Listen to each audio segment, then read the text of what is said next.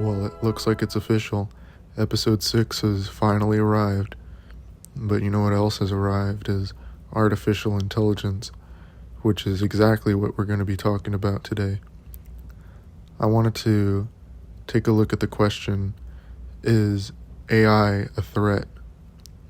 And I wanted to take a look at some different perspectives on it, my personal perspective, and maybe elaborate on those things. Well, we are going to elaborate on those things so that we can have a deeper understanding of AI, how it works, how it affects us, and what we can do to prevent the horrors, I suppose, of it, and perhaps use it for our own benefit. I understand that recently there's been a growing concern over it and what it can do and how it's been affecting other people and how it's being used for malicious intents, I suppose. And I can definitely understand why people are afraid of it and why people want to stop it. And I do think that there should be some sort of laws passed or some sort of policies that should be put in place to control what is, I think, ruined people's lives, or that it could eventually, if it's not put in check soon.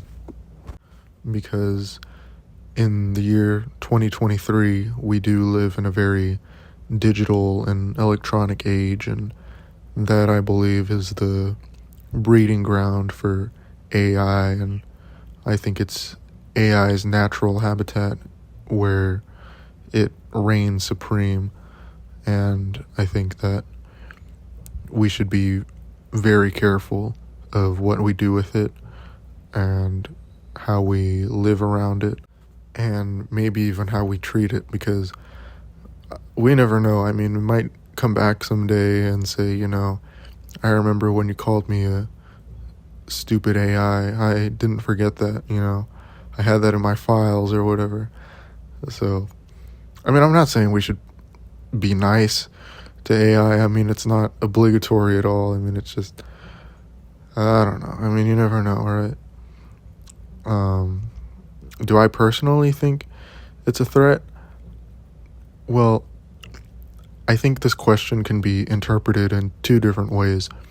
I think the first way is whether AI itself is a threat, or if it can become a threat of its own accord, which is what I think most people are afraid of, and what most people are maybe expecting in the future if we don't do something about this.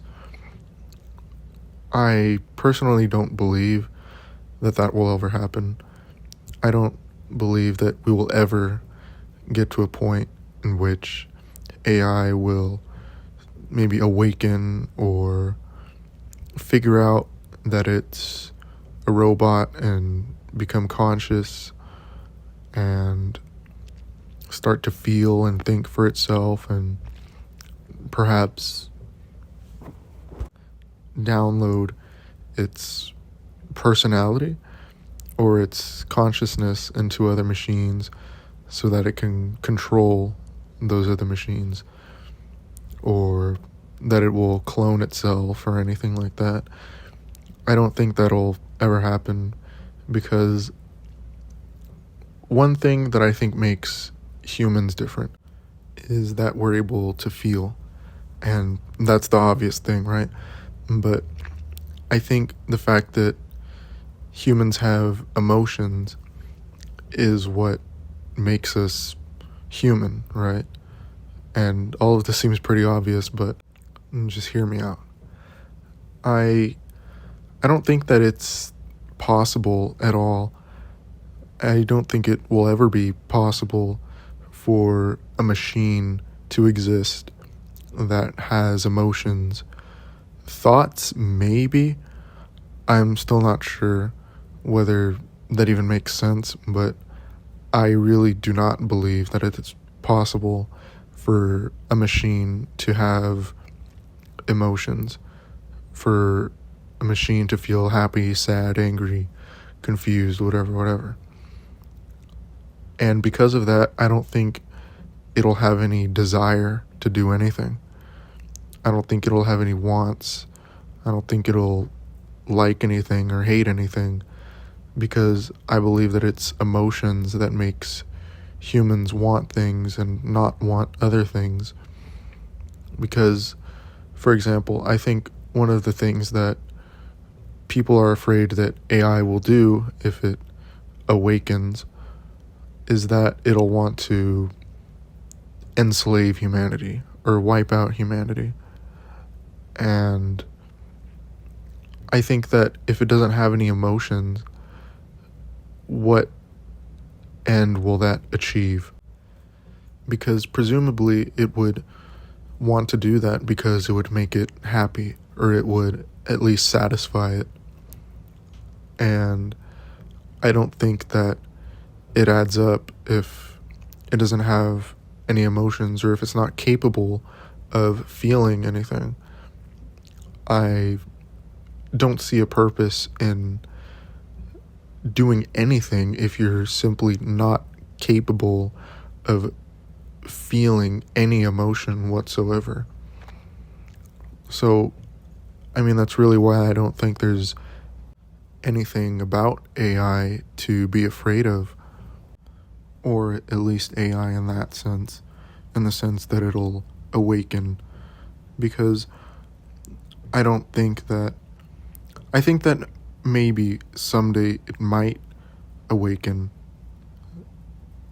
or become conscious, but I think that if it does, it won't do anything, because it won't want to do anything. It won't have any desire to do anything. It won't have the capability to want, if that makes any sense.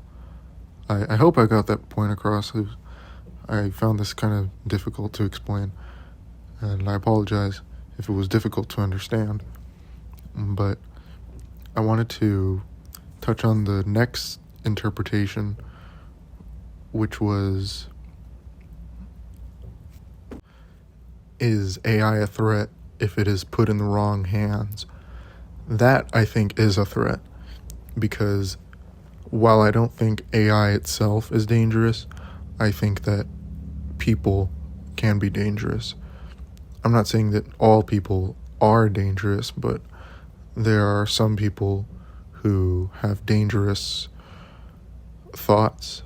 There are people who have wants and desires and will do things to get to those desires and wants. And that's really what separates us from AI.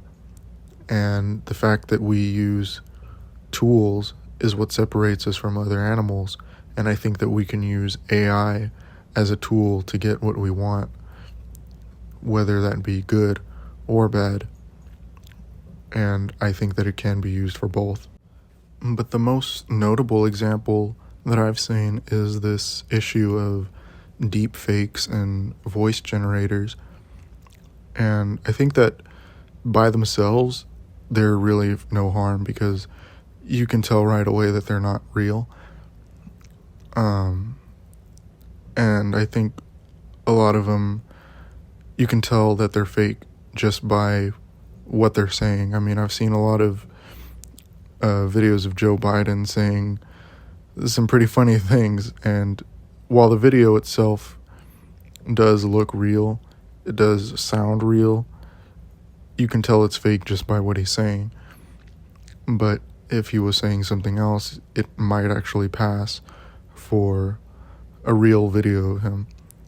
But I think what they were intended to be in the first place is a way to entertain people, right? I mean, I remember when deep fakes first came out, and there were all these videos of Tom Cruise's face being put all over all these people, which I thought was kind of weird. But I thought it was pretty cool too. I thought it was interesting technology, and it is. I mean, it shows how far we've come technologically, but it obviously does have have its downsides, just like everything else. And I think that when paired with a voice generator, which do sound real depending on whose voice you're trying to generate, but like the Joe Biden videos, they are videos which, I mean, if you look at him, his mouth is moving, his mouth is lipping. I'm not sure if that's the right word, but he's like lipping the words, and it makes it look like he's saying those exact words that are coming out of his mouth. And obviously the voice generator's making it sound like it's his voice, so in turn you get what looks like a real video of Joe Biden. And I think that could be dangerous. I mean, I know that there are people, especially older people, that if you show them a video like that, they're going to believe it. And while we, and by we I mean Gen Z or Gen X or millennials, you know, the younger generations might be able to tell that it's fake, the older people, like boomers for example, might not be able to. And the real problem with that is that most politicians are boomers, I think, or Gen X. And that's been a real problem in the past. I know that tech companies and whatnot are always getting in trouble because, you know, we have these old politicians that don't really know what's going on. But no, that's besides the point. The point is that if you have a video that looks exactly like a video of yourself doing something or saying something, but it isn't, that could be used against you. I mean, imagine if somebody brought a video like that to court and the judge actually accepts it as evidence. You know, that could really ruin your life. I mean, imagine going to jail for something you didn't do. You know you're guilty. Everybody knows you're guilty. But because the judge was shown this video that looks like you, it's obviously you saying something which supports the case that you committed the crime that you're being charged for, that can be devastating. You know, that can be devastating to your life, and you could even get life in prison or the death penalty, depending on the severity of your crime and the realisticness of the video. But yeah, there are people out there who are just very skilled with these kind of things, and you just want to make sure you have no enemies out there, you know. I'm not trying to make any enemies. I don't want anybody to make a deep fake video of me. I mean, that could ruin me, you know.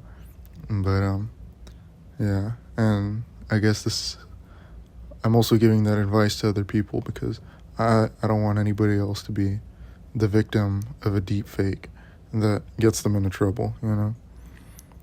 And yeah, so I just be on the lookout for those kinds of things.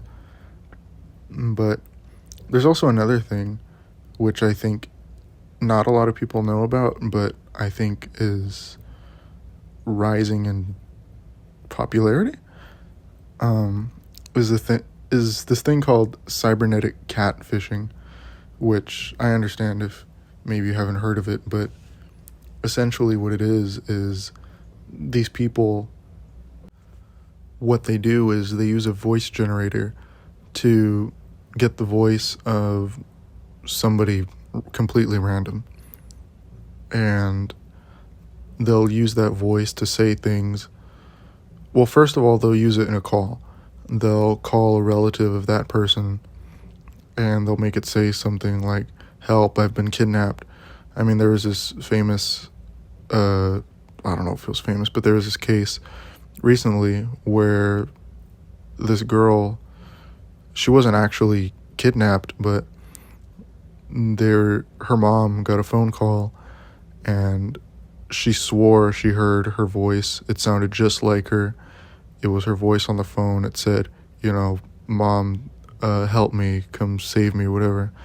I've been kidnapped. And the guy in the background said, yeah, I've got her, just give me money or whatever. And that's obviously wrong, right? I think that we could see a rise in those cases if we don't do something about this. Now, what we should do about this, I'm not exactly sure. I haven't really given it much thought, but I hope to, I guess. But yeah, it was, one, it was a very interesting story because of how, you don't see a lot of crimes where the criminals are very skilled and those kinds of things, but I thought it was also tragic in a way how people are being tricked like that, because it's very easy to fall for. If you hear the voice of a loved one on the line, you're going to think it's them, obviously, because, one, you can't see them, so that's already one advantage they have over you.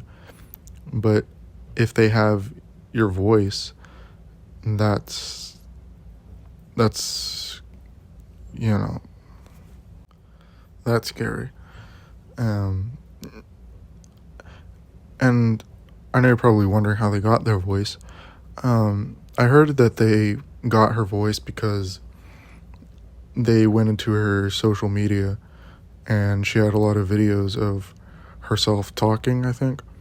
And the way that all voice generators work is they basically get every video of you or every audio of you that is public online, and they take all of the words from that and they kind of put together sentences, whatever sentence you want, obviously, but they'll get your voice from that because they have so many different sources of your voice to use.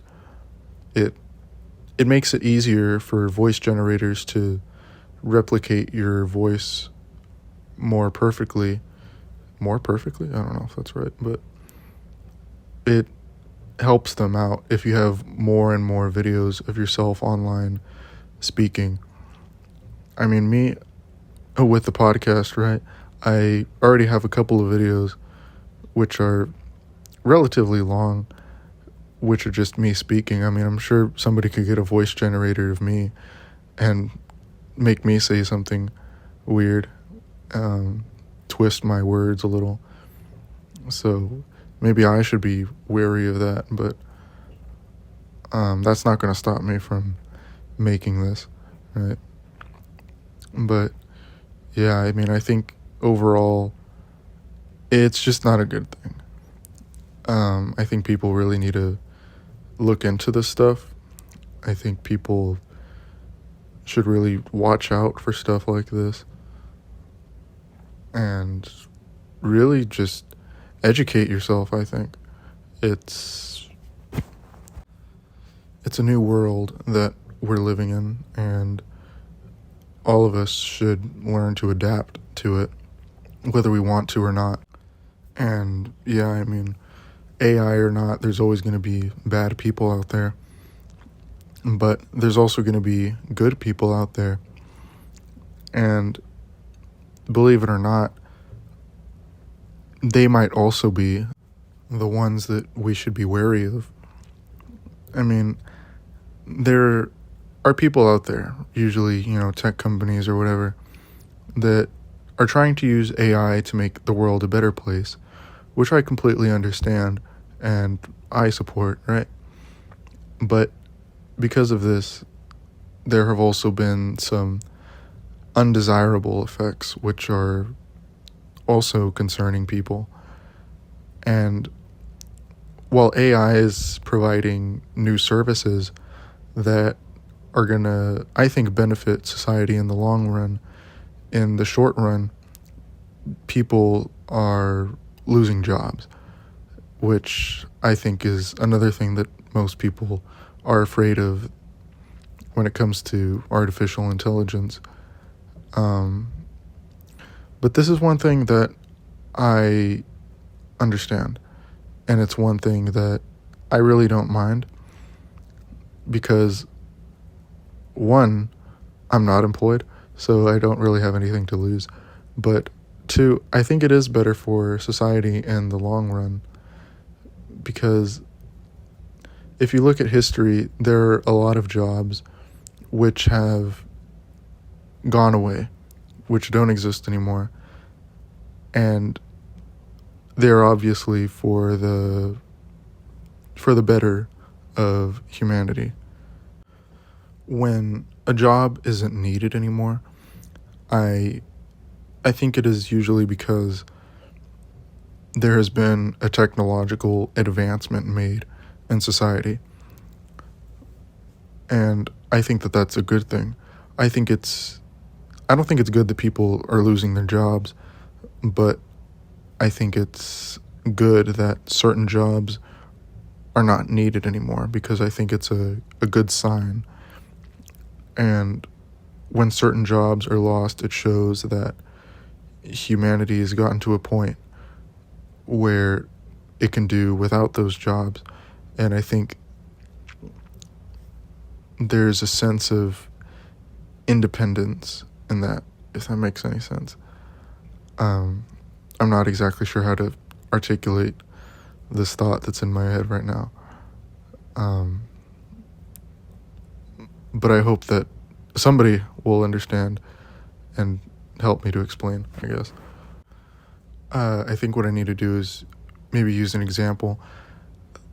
Let's take a look at the milkman, which is, I think, something that everybody is familiar with, even though it's a relatively old job.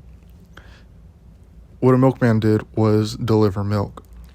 They came to your house and delivered milk because there was a point in history where refrigerators didn't exist, and because of that, well, they had ice boxes, right? But I'm assuming a lot of people just didn't have them. Maybe they weren't that common, which is why milkmen were common. I mean, I would assume. But there was a point in history where, being able to have your food cool was common. So they had the milkman deliver your milk every day, because if you just had your milk sitting there, it would spoil like fast, right? So, but now we have refrigerators which help us to keep our milk cool for days, which kind of made the milkman useless.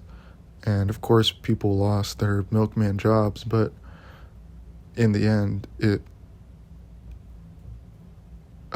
didn't really matter, I guess, because we took a step towards technological advancement. And I believe that was better. That was the decision to make, I guess. And I mean, on the topic of refrigerators, there were also people known as ice cutters, because before refrigerators, there were ice boxes, which were essentially these wooden boxes that had these big ice blocks in them. And I think the cold air from it, you would put it on the top, I think, and it would cool your food at the bottom because cold air sinks. And I guess it created like this flow or current maybe, or I don't know. But there was nothing electric about it. It was just ice in a box, an ice box. Very funny. But there were these people known as ice cutters, and what they would do is cut the ice in frozen lakes, which would go to your house. They would be delivered to your house to put in your icebox and cool your food, right? And I think that it's a good thing that we don't need ice cutters anymore because, one, like I said, it's a sign that we've advanced technologically. But two, as I was doing a little research on it, I didn't realize what a dangerous job it was. I mean, supposedly people would get frostbite, and I mean, frostbite, I've never gotten it, but I've seen pictures and it looks horrible. And I mean, if you're just there in that really cold environment trying to cut frozen lakes, it's not something I would want to do. And I don't think anybody would want to. So, I mean, I'm glad we don't have to do that anymore. But, yeah. And while there are some jobs that have been taken away, I do think that there are jobs that we do have currently that we may not need anymore because of artificial intelligence. I know that recently there have been developments in self-driving cars. I know that Teslas can drive themselves, but of course people can still operate them if they choose to. But I've heard that there are self-driving taxis.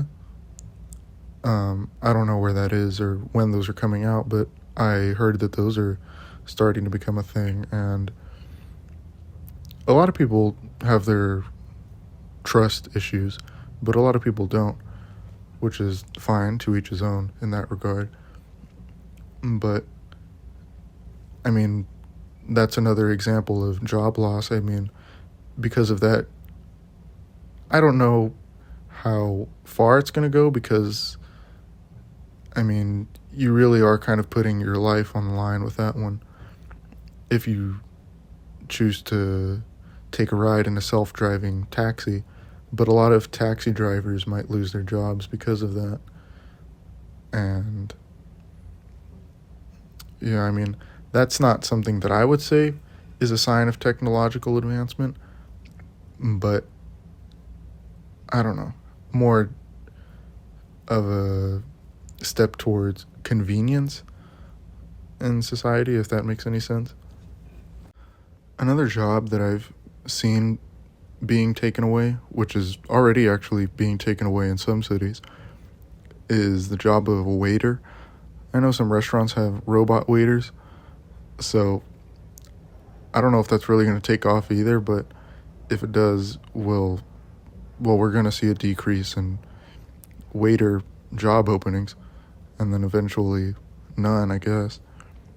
So then there will be no need for waiters anymore.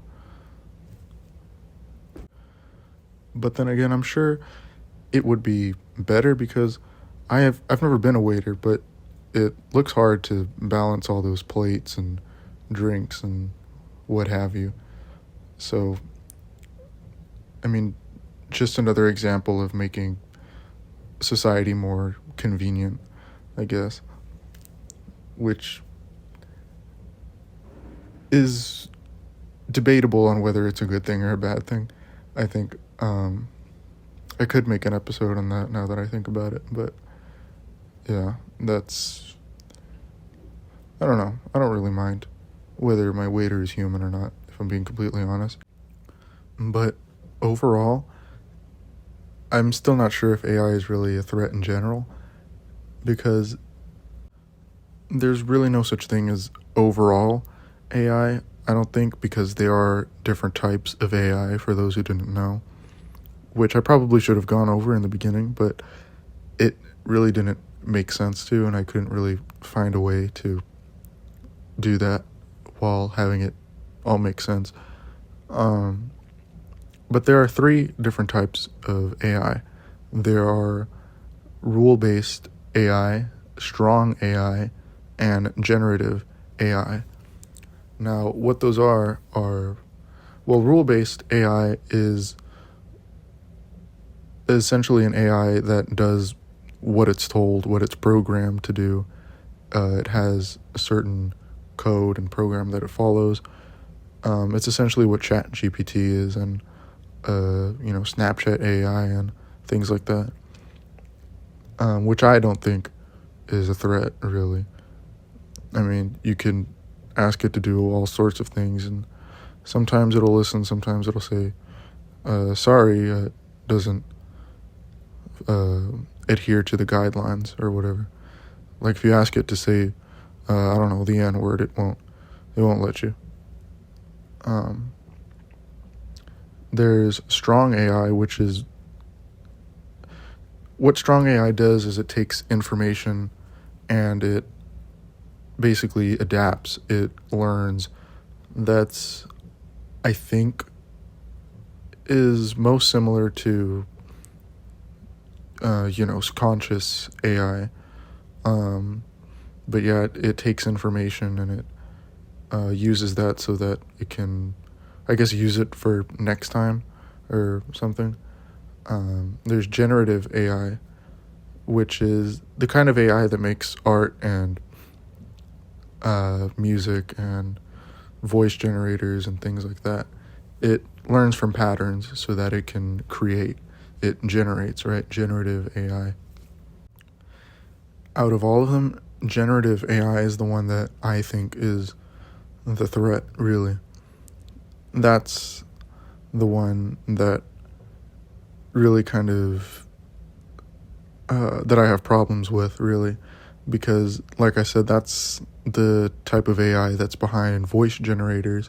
I don't know what type of AI is behind deepfakes. It could be the same thing, but I'm not too sure. It can also create art and music, which I don't think is a bad thing. I mean, more art and more music is always a good thing in my eyes, but I don't want it to replace art. I don't want it to replace artists or musicians at all. I think as long as we recognize that it's not really art or music, that it really won't be a threat. I know there's a lot of AI art that's been put out there in recent days, and a lot of people do recognize it as art, which I don't really understand. I mean, I guess it's cool if you want to see, like, there's that picture of Mario in the courtroom or something. I mean, that's funny, if you want to do something funny like that, that's fine. But if you're trying to create an actual piece of art with it, you're not really an artist because it's the machine doing all the work for you, right? Same thing with books, because it can do that too, for those who didn't know. I mean, I saw this article where there was this guy who he wrote an entire kid's book using AI, and everybody was saying, you didn't even do anything. That was the AI's doing. You're not an author at all, right? Which I totally agree with. I mean, this is all stuff that comes from the heart. This is all stuff that comes from humans and our emotions and whatnot. That's what makes it interesting. That's what makes art and literature and music all so powerful, because it all has emotional weight behind it, right? They're all different representations, I guess, of the human condition, if that makes any sense.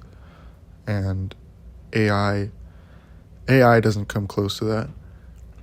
No machine can take our emotions away from us. No machine can ever replicate what humans can do in terms of that.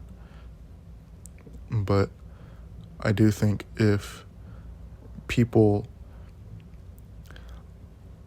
I mean, really, I guess AI isn't a threat unless we make it a threat. So if we recognize AI art as art, then it will be art. But if we don't, then it won't, right? So is AI really the threat, or is it us? I mean, that, I don't know. I still really don't have an answer to this, but I mean, like I said, I know I'm kind of repetitive in this regard, but I hope that I've been able to provide some different opinions, some insight on this issue that I know a lot of people don't really pay attention to that much, but are also very curious about. Yeah, I guess that's really all I have to say, but I hope that after watching this or listening to this, that you do ask yourself this: is AI a threat